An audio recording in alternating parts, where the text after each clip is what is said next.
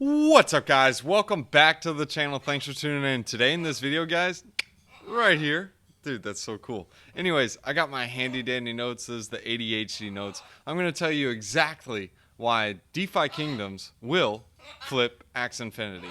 Guys, this is not financial advice. I'm not a financial advisor, but there's just an opinion and a thesis that I have on DeFi Kingdoms. Let's go and get into it, explain it. We're also going to compare Axie Infinity to DeFi Kingdoms, talk about a couple things, and show you guys some creative metrics that I have used and created to help in your research, I guess. Anyways, the first metric we're going to talk about is engagement. So yeah, you can't really compare the Twitters. I mean, I'll show you guys the Twitter just so you guys can see what I'm talking about. Here's Axie Infinity. They have 812,000 followers, and DeFi Kingdoms, they have 61,000 or 61.8 thousand. Tukes, chill out, bro. Tukes is gonna come over here. It's my bird. But anyways, if you look at those comparisons, you can't really say like, oh, okay, well, Axie Infinity is better because it has more followers. Let me show you some other metrics you guys can use. These are two different screenshots. So the first one, geez, it kind of came in my face. Tukes, what do you want? Look, Tukes, what are you doing? Dude, she's going to come bite me. Nah, she's not going to bite me. She's cool. Okay, so this one is DeFi Kingdoms. So you can see here, DeFi Kingdoms has 9,344 online out of 42,338 members. Okay, that's great. All right, so Axie Infinity, as you can see, has 90,822 out of 800,000 members. Okay, cool. That's awesome, Drake. So what's the math on that? Well, I broke down the math for you. You can see DeFi Kingdoms has 22% that are active, whereas Axie Infinity only has 11%. That's twice as much for half. Hey, Tukes, what's up? For half as much. Tukes, don't, no. This is my bird, Tukes. Say, put him up. Put him up. Nah, she ain't gonna put him up. All right, chill out, bro. Okay, so the engagement is one of the key metrics on that right there. Second is they're masters of tokenomics. You guys can understand how intense these guys are when it comes to tokenomics. We're going to go over a couple of points. The first one we're going to go over is DeFi Kingdoms. On DeFi Kingdoms, you need to level up to earn more and complete harder quests. So in order to achieve these harder quests or get more rewards, you have to level up. And when you level up, you have to spend different items. Like, for example, in the game, the only way to get a rune, aka the thing you need to level up, is you have to find that in a quest. If you can't find it, you got to buy it from someone. There is an infinite amount, but it's very hard to find them. So they made the exact, like, they literally, you'll find it and take a look in the prices and you'll see they literally got it to the T. That's how on point these guys are. Like, it's not way too overpriced and it's not too underpriced. I mean, just watch the videos on summoning. You guys can understand it. It'll be a little more complex than just this video, but they got the items to a T. Because if the items are not valuable at all, no one has any use to play the game or quests because you can't make any money. But if the items are too valuable and too hard to find, no one can just go straight out and buy the items to level up their guys to move on. Because if it costs too much, then the cost to play is not worth it. Because if they're having to spend so much just to level up and they can't make that much in that quote-unquote quest, it's not worth it. People have to play with a risk return that is feasible for them. Just so you can understand that. Second is potions. So potions are one of those items and things that you can create from different quests. So this can boost your stamina, boost your health, etc. So it's not required though. So like you can wait for your health to increase, or you can wait for your stamina to recover, just like in RuneScape for people who are just like, hey, I can't afford it. So I run away from the guy and just go hide in like the safe zone in a corner and just increase. I mean, sure, it takes a bit of time, but that is an option. However, if you're in battle and you got money, you know you got a full inventory of lobbies and tuna. You just have it loaded up. That way, whenever you're low on health, you just eat all the lobster and tuna. Or better yet, you drink different potions when you're running in RuneScape for your guy running and he gets to 0. Because, you know, you're running away from the guy who's got a Santa hat who just has got an MO to kill you. So that is the second part of potions. Third is, again, like I mentioned, you have to have runes to level up, which you can find in the quests, which are worth something of value, because people can randomly find these, or even eggs, and use them as pets, and that keeps incentivizing people to keep playing the game and keep questing. Next is you have items to make potions for battle. So like I mentioned, the potions, they can boost your stamina, health, or boost your guy for a certain period of time. So that goes to burning the different items, which have an infinite supply, something that Axie Infinity failed to do. Now, you can also find eggs for quests, which are used for pets. Like I mentioned, these are some of the rare items, and they're costly. And it's one of those things, like, people just like it, like pets, and they do boost your stats. So it's pretty cool. It helps with the burning, and it helps take some of the infinite supply off the market, of the items, I mean. Next is you can sell items for gold. But wait, isn't that an infinite supply for gold then? Well, no, it's not, because you can use this to buy potions and eggs that you normally wouldn't be able to get inside from questing. So this also goes to help burn, or quote unquote decrease, the supply of gold, because if you have too much gold, then, well, no one wants to get the gold and it's worthless. However, if you have too little gold, then everyone's like, whoa, it's too expensive, I'm just going to hold my gold, and you can't have a good economy. That's the same situation with the dollar, and that's why they have inflation and so on. That's also another problem of Bitcoin, if you guys didn't understand that. After all the rewards are mined, who's going to incentivize the miners to keep going? That's why it's more so used as like a store of value.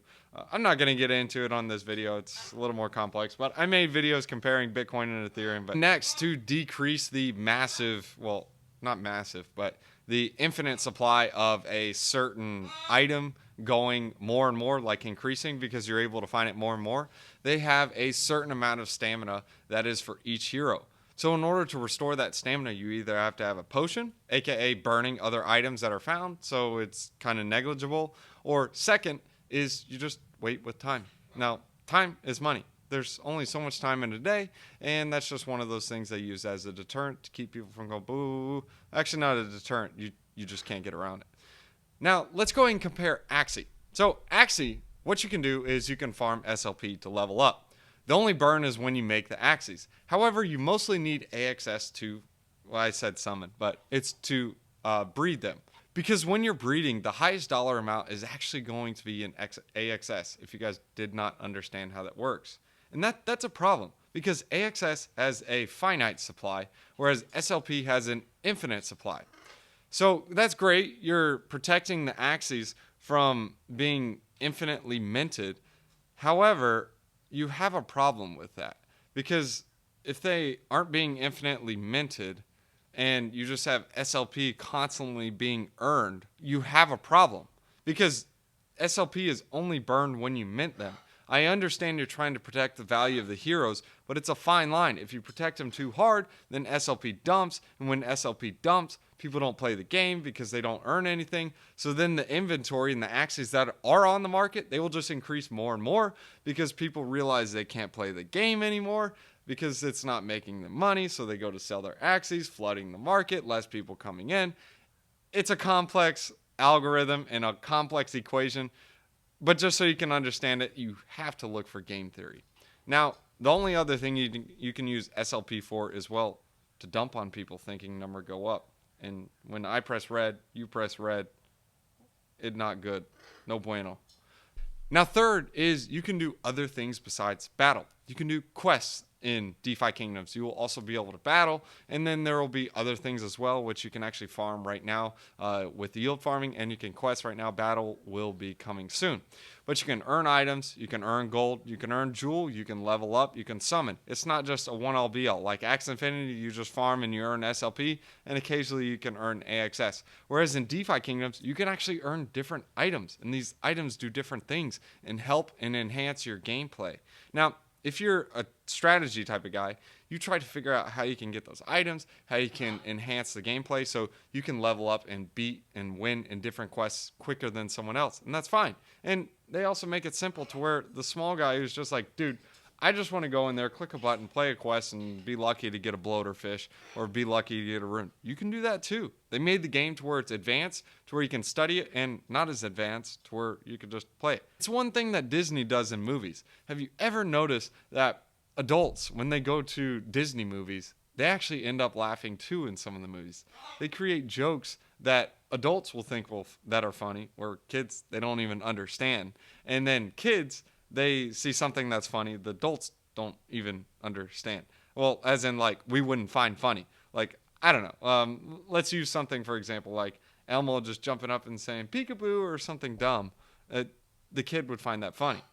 Elmo's not even Disney. Whatever. You guys get the point. But the point is, they make jokes for everyone. Whereas in Axie Infinity, it's not that way. If you don't study the strategy and understand how the gameplay rolls, you're going to get wrecked because all you can do is battle. Whereas in DeFi Kingdoms, you aren't battling against someone else. So it's not going to deter how much you win. It's a game of luck. However, it can be something that can be played to your favor. It's the same thing like playing to 21 blackjack in the casinos. Yes, there is a way to game it by counting the cards. So there's people who count the cards. And there's also in poker to where you have the human aspect of, well, you can tell if a person's bluffing or not. So it's not just a one-all be-all, you crank a slot and boom, you're done. However, people can still play poker and just get that luck of the draw and hopefully win. Whereas in the long term, though, the guy who actually studies and understands this stuff is going to win out. It's the same thing with DeFi Kingdom. Now, there is a higher barrier to entry. Or, well, I guess we can use the example of barriers to entry.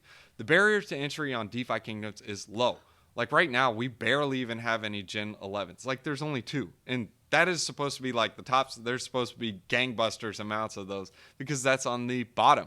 And you can actually get one hero for the cost of around 500 jewel or $500, which is like 30 jewel or something like that, or 32 jewel.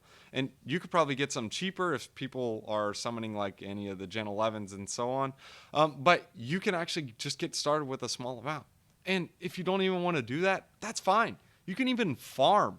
Like you can literally deposit LP tokens, no investment, and you can farm to earn jewel. I also have pairs that are not only jewels. So if you don't want to hold jewel or get exposure to it, that's fine. You don't have to do that. They even have pairs like Bitcoin, ETH. They have pairs that are not in the jewel pair. So it allows other people to get in. You can farm the jewel, use that jewel to buy a hero, and now you can start questing. Now, with Axie Infinity, you have to have 3 Axies minimum. Like, that's it. You can't play the game without 3 Axies. So what's their drawback? Oh, you got to get sponsorships. Oh, well, if they don't contact me, I can't play then.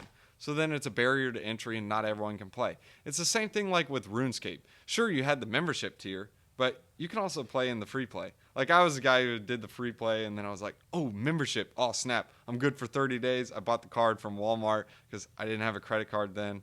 My mom gave it to me for Christmas, and I was like, oh, dude, this is awesome. 30 days. And I'm just sitting there 24/7, just hacking it out, doing all the member quests, building my house. And then after 30 days, I lose access. I even tried to game the system too. I tried to go into a land like members only and just stay there, like just to see what would happen when my membership expires. And they teleported me back to, I can't even remember the main land. But it's the one, the main castle. It was Lumbridge. Yeah. It was the main castle at Lumbridge, and I'm just sitting there like, well, this sucks. I'm gonna go chop a log and kill a goblin and just go steal that guy's dough inside the kitchen, right under the bank. I was mad. I was salty. But anyways, I ended up getting another one. So next is its multi-chain. What do I mean by this? Well, with DeFi Kingdoms, it is actually multi-chain. So on Fantom or on Avalanche or on Harmony, they each have their own land. So similar to RuneScape, you have Lumbridge, Varrock, Falador. They're different lands. It's the same thing or the same concept that's going to be in, well, DeFi Kingdoms. Everyone knows Edgeville was the best. You know, Edgeville, right on the edge. You go kill the barbarians and get some like good gold and bones and bury them. All right, if you guys played RuneScape, you know what I'm talking about. If you don't, it's way over your head. So with DeFi Kingdoms, it allows you to go to these different lands. There's different quests. There's different items. There's different things that you can find over in that land that you can't find in this land. So let's go and use RuneScape as an example. In Varrock, you can go to Varrock. You can use the Grand Exchange. You can buy all the goods, items, and you can do different things in there. Whereas And oh yeah, in Varrock, I think you were able to, yeah, you were able to chop down yew trees, which were really expensive trees. Whereas in Lumbridge, you were able to like kill some goblins, mine some tin, mine some copper. I mean, not so much. It was just like beginner stuff. Man, dude, I want to go play some RuneScape right now. It's been like 10 years. But yeah, it was a lot of fun. It was cool to level up your guy, and it was cool to see it progress. And you can also kill some cows. Like, you get the cowhide and sell it for expensive, and it was fun. Now, I go to say all that is because you needed those items, like back in Lumbridge, to get like the cheap logs, to get the cowhide, to go and make different things. Like you can make leather armor or use the cowhide and just sell it at the Grand Exchange. You had to go to the different lands to sell it. Like you could have sold it inside Lumbridge, but you'd get ripped off at the quote unquote pot shop or the marketplace. You know, that little thing that looks like a pot. You'd get ripped off. So it was better you went to the Grand Exchange. So you either had to teleport or run there. Now, with Axie Infinity, the only way you can play this game is go on Ronin. And what's also cool, being that it's multi-chain, is if I'm already on Fantom, I don't want to bridge over to Avalanche just to play this game. No, I want to be on the chain. Oh, I'm already on Fantom, and let me play it. Or same thing with Avalanche. I'm already on Avalanche. Okay, great. It's on here. I'm going to play it. I'm not going to bridge over to Harmony. I get it. That's kind of a barrier to entry to some people right now. That's why they're expanding multi-chain. Whereas on Axie Infinity, the only way you can play this game is go to Ronin. That's it. You have to go to Ronin. There's one way in, one way out. Whereas in DeFi Kingdoms, you can literally go to Harmony 1, go straight over to Avalanche and Fantom. Do whatever you want. It's multi-chain. And hey, they might even go to Ethereum for the whales, but I don't think they will. But maybe some of the whales will do that. I wouldn't put it across them. These guys are going multi-chain, so you guys can already see it. Now, the last example I want to give is they allow complexity where people who want to play a strategy game can play, or simplicity whereas anyone can play. Like I said in the beginning, this is how they differentiate it. So you can just try your luck and just try to go in the quests. You can use a fisher in like a gardening quest and hope for some random items, or you can actually use a fisher inside the fishing quest and you can get some better items. Or you can go with a fisher that is a ninja, which is its best in class, that has high luck, high agility, and boosted stats in the luck and agility. And you also want to look for a ninja with a high level. Now that's how you can game it. Whereas to someone who's new to playing, it's like, oh, I got a fisher. Oh, he fishes. Let me send him fishing. I mean, it could be something doo-doo squirt. Let me just show you the chart. It could just be using someone as a Dark Knight. I mean, you'll still be able to do the quest and accomplish the job and have fun doing that, but he's not going to get great items, whereas the ninja would get the best items. Alpha Leak, guys. If you guys didn't know that. I'd like to compare this like RuneScape. Like, you can go battle goblins at level 99. You're going to level up really, really, really, really slow. Or you can mine like silver, or you can mine like tin and copper and level up really, really slow because it'll take forever. Or you can go mine like some adamant, or you can mine coal. If you know what I'm talking about, coal was the best way to level up your mining, especially in the crafting guild. That was where it was at. Coal in the crafting guild, baby, or gold in that one members place. I didn't go there though. I couldn't go there. I tried it once. It was fun. But let's go ahead and compare Axie Infinity now. Axie Infinity, if you don't study this, your guys will be able to level up, do this, whatever, awesome. But if you're battling against someone and you don't study and understand that, oh, water sucks against electric, or like whatever the different things are in Axie Infinity, you get wrecked and you lose every time and you can't understand. Of course, you're going to do research at that point, but someone else, they may play it and they're just like, dude, this sucks. Just like me, like in Call of Duty, like I wasn't used to playing games. I stopped playing for like 2 years and I got into this game and all I saw was 5, 4, 3, 2, 5, 4. Like I died every single time. Like as soon as I spawned, I just died. And I was like, what the snap? How do you play this game? I hate this game. So I just gave up. I was like, dude, whatever. And I'm a gamer too. And I just lost patience at that point, and I kind of got out of the games like 2 years before it. And yeah, it is what it is. And I just started balling. Balling's the real game. But let me go back to the example with Axie Infinity. So I compare this like this with Pokemon. When I first started in Pokemon, I had blue version, yellow. I had all the early versions, man. I was like Game Boy Advance. I was using Pikachu against Onix when I was battling Brock, and I couldn't figure out how to beat this guy. Like, I kept losing every single time. but I just didn't understand that lightning sucks against ground because it just gets wrecked and never kills the guy. Whereas when I finally beat him, because I leveled up my Pikachu to like level 50, just going and killing like stinking Metapods and Butterfrees and all kinds of garbage inside the grass, just like leveling my guy up, just making him stronger. Like, I could have just simply used a water Pokemon against his rock Pokemon. It would have been so much easier. Now, then when I went to Misty, which was the water Pokemon, I used my electric Pokemon, I killed her like that, and I was like, oh, it must be because I have level 50 Pikachu. Well, I mean, that helped. But the point is like, I could have just went through all that junk and leveled up my guy quicker by being able to battle higher guys, because I would have been able to go to different lands in Pokemon because I had the different badges. Just so you guys can understand, I'm sure a lot of people play Pokemon. Now, 7th is the team is constantly giving away things and developing. These guys are listening to the community. I'm not saying Axie Infinity is not. Look at the SLP price. It says a little bit different.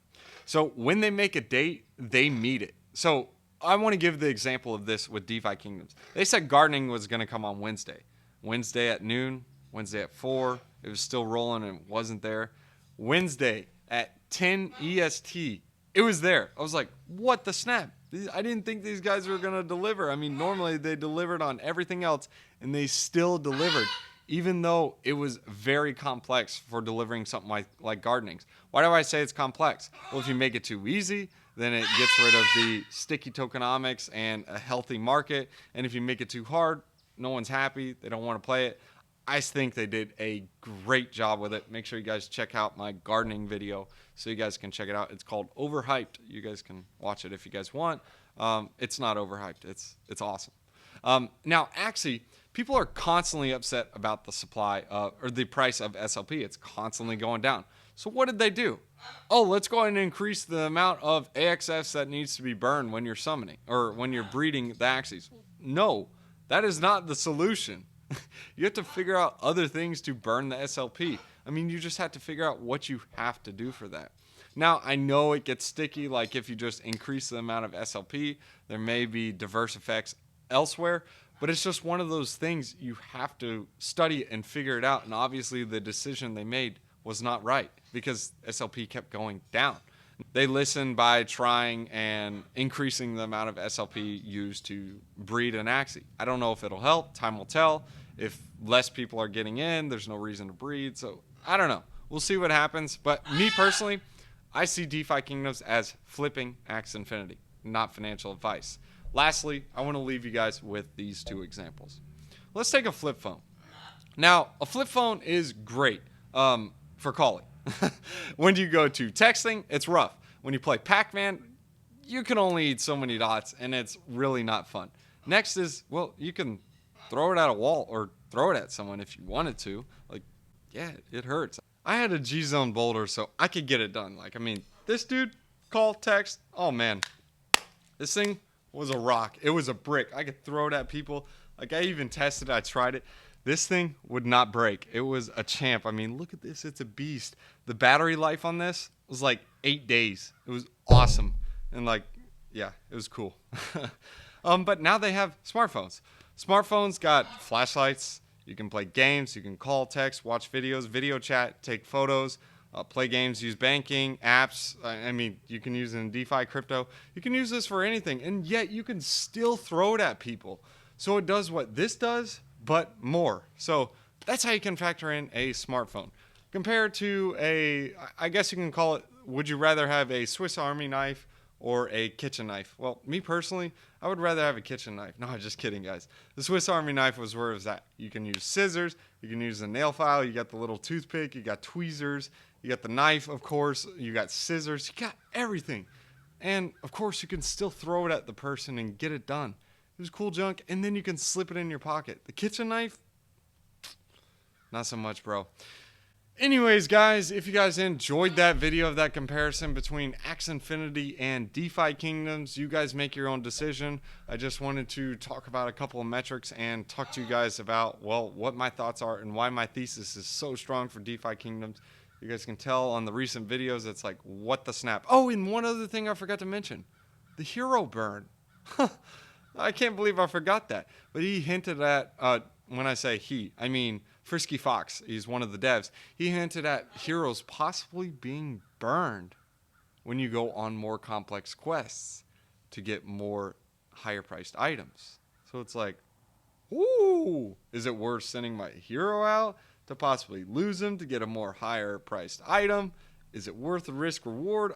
I don't know. And it goes to the hero burn. Whereas in Axie Infinity, you battle, you hit each other, and it's like, game's over, and you play again, and you still got your Axies. It's like, there's no burn. Great. Awesome. No risk reward. Woo! That's fun. Let's go farm some SLP. Anyways, thanks for watching. If you guys want to see some more detailed videos on DeFi Kingdoms, I have a couple on the channel, and there are some that I do not show on YouTube. Those are in the private Discord chat. They're more, I guess you can say, catered to DeFi Kingdoms. I also do it on other DeFi protocols. I'm a gamer, so I understand like that tokenomics and stuff like that. I like that stuff. So I have some more videos in there. There's also airdrop videos, airdrop guides, and different things you guys can use and tools in there. It is the one-stop shop for everything DeFi and crypto. Tell me what you guys think. I want to see you guys in the Discord. Not financial advice, not a financial advisor. Links in the description below. Thanks for tuning in, guys. Let's go ahead and leave you guys with a wisdom one-liner. We're going to hit you guys with Proverbs chapter 13 verses, I think it's like 18. Yeah, it's 18. I know for sure. Whoever disregards discipline comes to poverty and shame, but whoever heeds correction is honored. Guys, take correction, learn from it, be better. That's how it rolls. You guys can also catch me on tweeters. It's at rent a home fast, like literally at rent a home fast.